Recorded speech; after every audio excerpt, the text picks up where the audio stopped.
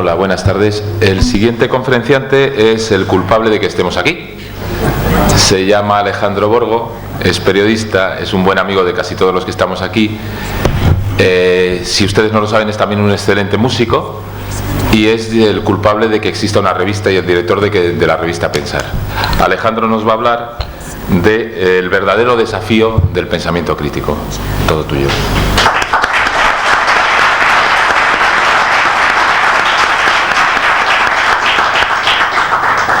Muchas gracias.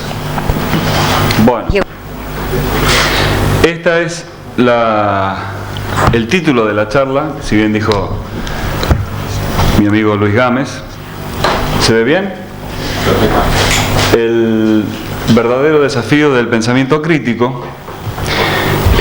Pero se me ocurrió, no sé por qué, entre el periodo de ayer a la noche y hoy a la mañana, cambiarlo por uno más apropiado, que es este. El síndrome TVO, la terrible venganza del organizador del evento a la hora de presentar su trabajo, luego de que los oradores de la conferencia sistemáticamente se excedieron en el tiempo de exposición.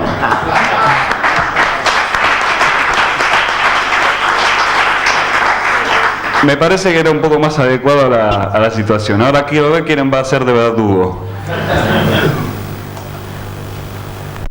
Y quiero dedicarle esta charla a quien fuera un gran amigo, el doctor Aldo Slepetis.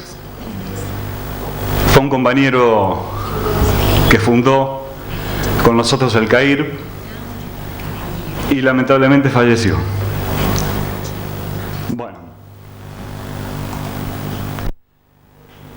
yo me interesé por la parapsicología, la ufología, la astrología y todas otras disciplinas de tipo esotérico o paranormal en mi adolescencia, allá por 1976 aproximadamente. 10 años antes había irrumpido el Flower Power, la psicodelia y un inusitado auge del esoterismo. Era el comienzo de la era de Acuario, ¿no? ¿Se acuerdan? ¿Cómo era la canción? Deja que entre el sol. En la Argentina, el grupo de rock Arco Iris estrenaba en 1972 la ópera Sudamérica o El regreso a la aurora, y en la canción Sálvense ya se podía escuchar lo siguiente: los del brillante en la frente, los celestes hermanos, nos llevarán en sus naves hacia mundos lejanos, donde comenzar una vez más una vida nueva. Este era el espíritu que se vivía en esa época, o lo que yo creí que en esa época se vivía. Era el post-Flower Power, pero todavía quedaba toda esa mística de la New Age que recién empezaba. No había duda, según decía, no solamente Arco Iris en la ópera, sino mucha gente lo pensaba, Sudamérica era la tierra elegida. Efectivamente fue la tierra elegida, pero no por los extraterrestres. El primer libro de parapsicología que cayó en mis manos fue La parapsicología, de Robert Amadou. En esa época, yo tenía 17 años, 18 tal vez. Allí se hablaba de fenómenos sorprendentes como la telepatía, la clarividencia, la precognición, la psicoquinesis, es decir, el presunto dominio de la materia por la mente, sin saber específicamente qué era la mente o qué significaba qué causaba ese dominio. Y me llamó mucho la atención. El autor era un autor favorable a la hipótesis de la percepción extrasensorial, pero decía que había ciertos fenómenos que estaban probados, pero que había otros que todavía no estaban lo suficientemente probados. Este libro es tal cual la portada que yo tomé de una biblioteca un día, es tal cual, esta portada es del año 56, o sea que yo lo leí 20 años después. Y también luego los libros del famoso Joseph Rhine, quien fue llamado el padre de la parapsicología allá en la década del 30 en la Universidad de Duke, cuando comenzó con las experimentaciones, entre comillas, experimentaciones o experimentos, entre comillas, sobre los fenómenos parapsicológicos. Rhine hablaba de experimentos, estadísticas y las cartas Zener. El círculo, a ver quién adivina cuál viene ahora. Círculo, cuadrado, estrella, cruz u ondas. Cruz. Cuadrado, onda y estrella, por supuesto. Estas eran las famosas cartas Zener, que se empezaron a utilizar en los experimentos para saber si una persona era capaz de adivinar el orden en que aleatoriamente estaban mezcladas en un mazo de cartas, generalmente conjuntos de 25, decks, mazos de 25 cartas. Rhine sostenía que se había probado la percepción extrasensorial. Había hecho también inclusive experimentos para probar la hipótesis de la psicoquinesis, el presunto poder de la mente sobre la materia, con los famosos experimentos con dados. Él analizó datos estadísticamente, tuvo esa particularidad y, por supuesto, lo que ganó fue una especie de reconocimiento por ser una de las primeras personas que estadísticamente estudiaba fenómenos que el espiritismo venía estudiando, y después del espiritismo la llamada metapsíquica y luego la llamada parapsicología. Pero Rhine fue, digamos, el centro de atención en ese momento, el que le dio, y está en la Universidad de Duke, está haciendo investigación. Tuvo el intento de hacer una evaluación estadística a ver qué pasaba. Bien, lo que sigue ahora es la primera decepción que yo tuve en esta carrera, desde que empecé a interesarme por estos temas, y es que empecé a recorrer distintos lugares haciendo cursos y asistiendo a conferencias, hasta que me topé con el Instituto Argentino de Parapsicología. Hice un curso allá que estaba dictado por Julio Di Licia en 1979. Julio Di Licia era el presidente del Instituto Argentino de Parapsicología. A partir de entonces, nosotros, un grupo de jóvenes entusiastas que habíamos ido casualmente al mismo curso, nos pusimos a trabajar intentando reproducir los resultados de experimentos que leíamos en, por ejemplo, los journals, las revistas de la Sociedad Inglesa para la Investigación Parapsicológica, o la Society for Psychical Research de Londres, y la American Society for Psychical Research, la Sociedad Norteamericana o estadounidense para la Investigación Parapsicológica. Esto me acuerdo que era una lectura frecuente para nosotros. Acá se publicaban todos los experimentos o supuestos experimentos de parapsicología, algunos artículos teóricos, también otras experimentaciones, pero siempre los que daban resultado positivo, a favor de la hipótesis de la percepción extrasensorial. Y de vez en cuando alguna crítica así aislada.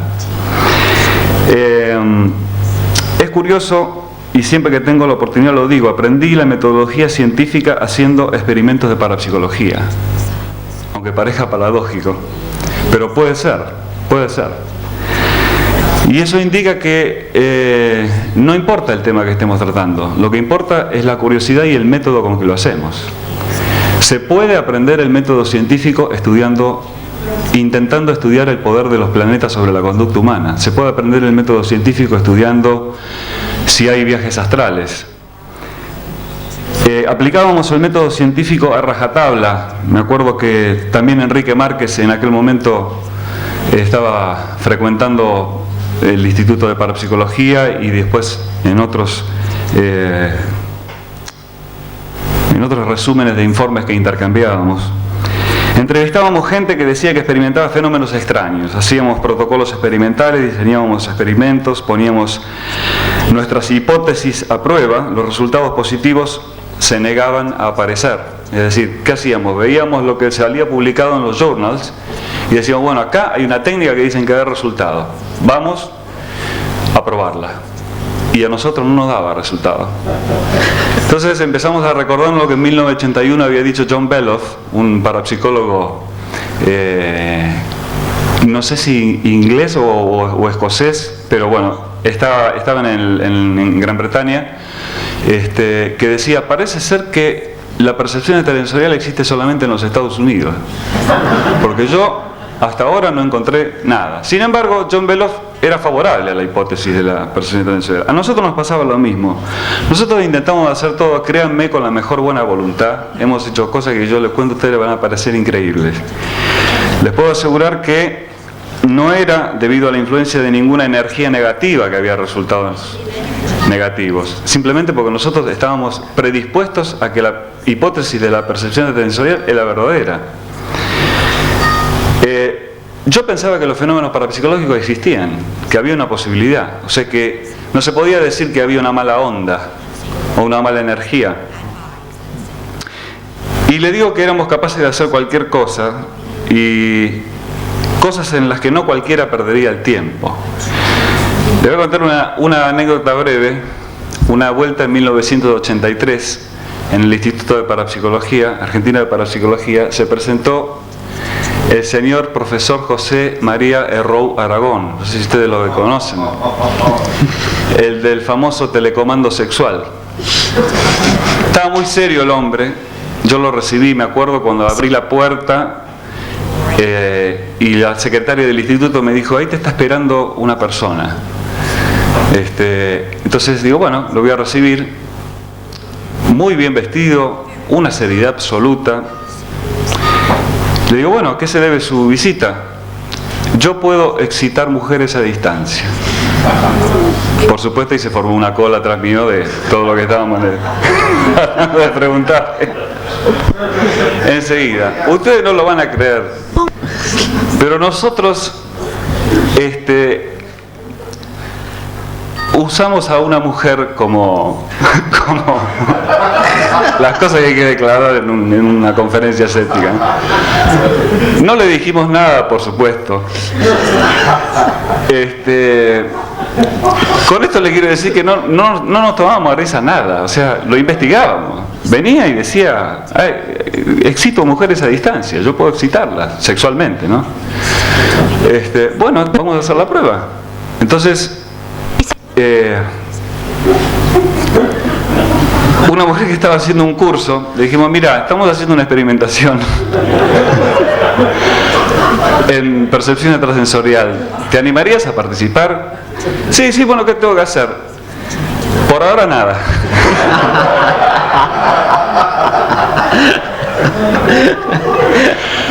Por ahora nada, lo único que vamos a hacer va a ser conectarte en un dedo, interprétese bien, ¿no? En un dedo, un medidor de reflejos psicogalvánicos para ver la conductibilidad eléctrica de la piel. Cuando uno entra en sudoración por excitación y demás, conduce más eléctricamente. Entonces eso se ve reflejado en una aguja que se mueve en una dirección. El tema era que a mí no me tocó estar con la mujer, a mí me tocó estar con Herrou Aragón. En la otra pieza. Entonces ideamos un sistema por el cual yo estaba con Herrou Aragón a oscuras. No.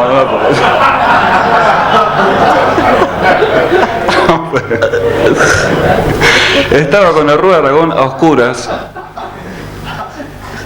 mientras otro más afortunado estaba con la mujer, que por supuesto estaba de espaldas en otra habitación. A nosotros había dos puertas que nos intercomunicaban. Con la puerta levemente entornada, Herrou Aragón y yo con una linternita. No. Y por suerte Herrou Aragón estaba delante mío, no atrás. Y en la misma pieza, a oscuras totalmente, yo tenía una linternita, algo parecido a esto es mucho más moderno, ¿no? Esto es muchísimo más moderno. Nosotros utilizábamos prácticamente un farol de noche, parecía. Con una linterna yo le hacía una señal así pequeña a mi colaborador que estaba en el otro cuarto con la mujer, de manera que él empieza a ver cómo iba la conductibilidad de la piel, la conductividad eléctrica de la piel, cómo iba, si iba entrando en arousing, o sea, si se iba excitando o iba conduciendo más o no. Y por supuesto, en el momento que yo apretaba la lucecita, Errú Aragón se concentraba y trataba de excitarla sexualmente. No pasó nada, obviamente. No había ninguna correlación, no entre Aragón y yo, sino que no pasó nada entre la correlación entre sus intentos por excitar y los correspondientes movimientos que esperábamos observar en la aguja. Perfecto, pasó. Mire, Errú, la verdad que por ahora no hemos encontrado nada. Entonces volvió otras veces y dice, no, pero yo puedo influir. Bueno, si usted puede influir de alguna manera, ¿por qué no dejamos el tema de la mujer y nos podemos a investigar con lo que en ese momento se llamaba el generador de eventos aleatorios? Era una máquina que aleatoriamente encendía luces en un sentido, en un círculo, en un sentido o en otro. Lo que él tenía que hacer era tratar de mantener que la máquina siguiera girando siempre en un mismo sentido. Y esto era un generador de eventos aleatorios porque lo que hacía cambiar el sentido del giro era la emisión de una partícula subatómica.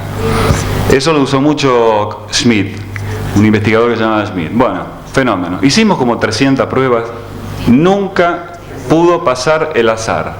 Es decir, los resultados fueron totalmente negativos. Bueno, sí, no, la verdad que hoy no sé qué pasa, pero con una seriedad impresionante, una seriedad absoluta. A los 2 meses, después de resultados negativos absolutos, aparece en una revista tipo esas sensacionalistas Flash o Semanario, un aviso de este tamaño, del tamaño entero de la página de la revista: Errú Aragón presenta su telecomando sexual, excite mujeres a distancia. 2 meses después de haber sido. Con esto les quiero decir que hacíamos cualquier cosa, ¿verdad? Pero lo hacíamos. Es decir, no nos quedábamos con decir esto es imposible. Y por supuesto él estaba intentando, a mi entender, aprovechar el Instituto Argentino de Parapsicología para darse crédito y decir, como hacen siempre, yo fui estudiado por la gente del instituto y obtuve tal resultado, o publicar un artículo o lo que fuera. Pero no. Hizo mucha plata y también hizo mucho daño Errú Aragón. Bueno, ya para 1982 despuntaba un cierto escepticismo, no había resultados positivos por ningún lado. Mientras tanto, mientras adquiría experiencia de primera mano en el diseño experimental y en la filosofía científica, se produjo un hecho crucial para terminar de delinear el cambio que se había gestado.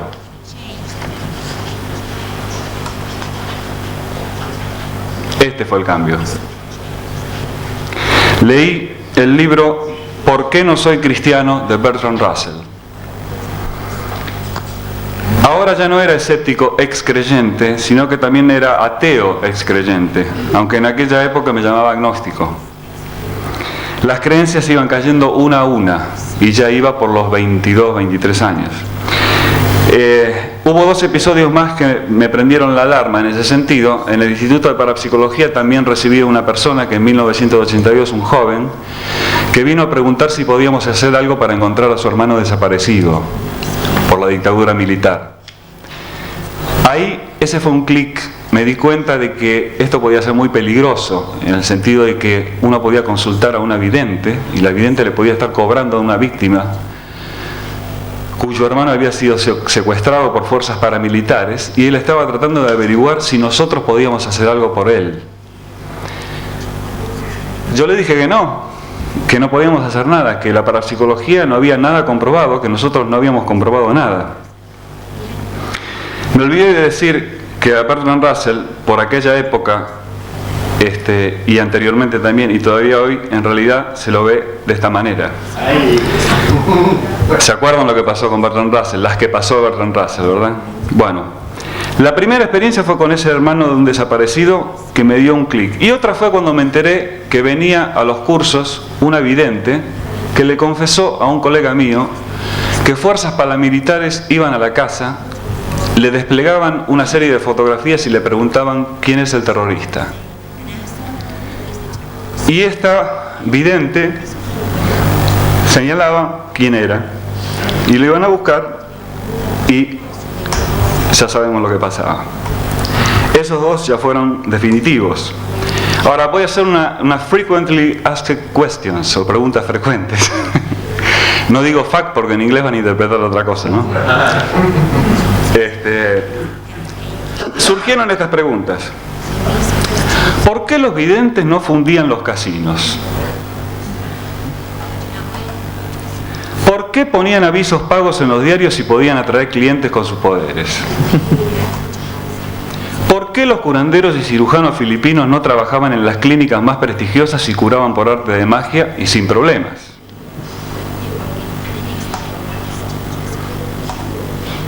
¿Por qué, si se podía desarrollar la percepción extrasensorial, seguíamos usando teléfonos, cables y otros instrumentos innecesarios? Porque nos decían que todo el mundo podía desarrollar la percepción extrasensorial. Lo que pasa es que ellos eran los únicos que nos podían enseñar. ¿Por qué debíamos hacer largos viajes en medio de transporte incómodos y lentos si podíamos aprender a desmaterializarnos o viajar astralmente hacia donde quisiéramos? Ustedes dirán preguntas del sentido común. Otra pregunta que tiene que ver con mi lectura que me convirtió al ateísmo es ¿por qué un Dios benevolente permitía la desnutrición infantil, las catástrofes en las que morían decenas de miles de niños inocentes y las guerras? Era un argumento bastante que a mí me conmovió bastante. Lo que quiero decir, no hay asunto que nosotros no podamos investigar, sea lo que fuere, astrología, parapsicología, ovnis, religión, fenómenos paranaturales, cualquier tipo de fenómenos. ¿Y qué creo yo que es lo que tenemos que hacer? Alguna agenda, temas que tenemos que profundizar. El tema de la eutanasia, el tema de la despenalización del aborto, que parece que no se puede discutir seriamente. La clonación terapéutica, hoy estaban hablando de la investigación con las stem cells, ¿no? Temas relacionados con la sexualidad que todavía hoy siguen siendo tomados discriminatoriamente, ¿no? Inclusive por los propios afectados, como si fuera una especie de autodiscriminación. Estoy refiriendo a homosexualidad, etcétera, etcétera. La separación de la Iglesia y el Estado, que fue mencionada acá en varias oportunidades. ¿Por qué no se puede discutir? Hay que discutirla. Lo que es políticamente correcto, estoy harto de lo que es políticamente correcto. Hoy hay cosas que no se pueden decir. No se le puede decir a una persona que es paralítico, no se le puede decir que es ciego, hay que decirle que tiene capacidades diferentes. Pero yo también tengo capacidades diferentes. Y ustedes también tienen capacidades diferentes. Entonces, lo políticamente correcto está afectando cómo estamos percibiendo la realidad, porque hay cosas que hay que decir y hay cosas que no hay que decir, que ya no se pueden decir. Yo estoy harto de lo políticamente correcto. La participación en política, para mí, es un paso que todavía muchos de nosotros no nos decidimos a dar y lo vamos a tener que dar, tarde o temprano. No digo la participación tal vez directa, partidista, pero sí con algún vínculo que tenga alguna conexión con algún poder. Con algún poder. Legislativo, judicial, ejecutivo, en el área de educación, de salud, de lo que fuera ministerial. Hay que participar. No podemos quejarnos de que nos estamos quejando y no pasa nada, ¿no? Así que, y después, para no abundar, porque Game ya me está mirando, tratando de vengarse de mí, aquellas pequeñas cosas, del pequeño cambio a la gran transformación. ¿Por qué en vez de pensar en la gran transformación, no nos ponemos a pensar en las pequeñas transformaciones? las chiquitas, esas que uno considera cosas que son triviales. Tal vez en otros países haya otra educación, más respeto hacia el prójimo, más respeto hacia el otro. Pero yo creo que los cambios no se producen nada más que de arriba para abajo, también se producen de abajo para arriba. Es decir, no podemos quedarnos en la posición infantilista de decir, alguien tiene que venir a hacer las cosas por mí. Porque ya no tenemos 5 años, no tenemos 10, no tenemos 15, somos personas adultas. Si queremos un cambio, tenemos que trabajar por ese cambio. Si sigo diciendo un par de palabras más, ya me parece que estoy para la campaña de octubre. Bueno, aquellas pequeñas cosas. Entonces, termino diciendo, fundamental, la autocrítica. Esto para mí es importantísimo. He asistido a congresos de escépticos en donde no he visto demasiada autocrítica. He participado de charlas, y hay testigos presentes, acá a ambos lados míos, en donde un expositor, Sergio de la Sala, un neurocientífico que trabaja en la Universidad de Edimburgo, italiano, publicó los 7 pecados del escepticismo. Y los escépticos no somos tan infalibles como pensamos. Cometemos plagio, publicamos cosas que ya se publicaron, no verificamos fuentes, solemos decir cosas refritas, hacer refritados, rejuntes de cosas y publicarlas. No sabemos en qué anda la investigación básica en los respectivos temas, por eso necesitamos que la academia se despierte, que la comunidad académica se despierte y tratar de atraerla a nosotros mismos también. Es decir, hay una serie de cosas que hacemos que le criticamos a los otros que hacen.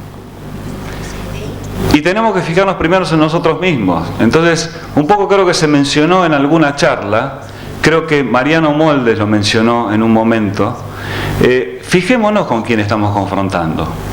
Porque no hagamos la analogía que decía, a la cual se refería Mariano Moldes, del villano de la película muda, ¿no? Porque el enemigo, que nos dice que nosotros llamamos enemigo, no es un villano tal vez, ¿no? Tal vez el enemigo lo tenemos dentro también, lo tenemos en nuestra comunidad, en nuestro contexto. No hay que perderlo de vista. Tuvimos experiencias lamentables y eso es lo que no hay que perder de vista. Entonces hay que estar al tanto. Por lo tanto, como decía Bertrand Russell, los enemigos del libre pensamiento son la tiranía de la tradición y la tiranía de la pasión. Un hombre no puede ser un libre pensador si está sometido a estas dos tiranías. Muchas gracias.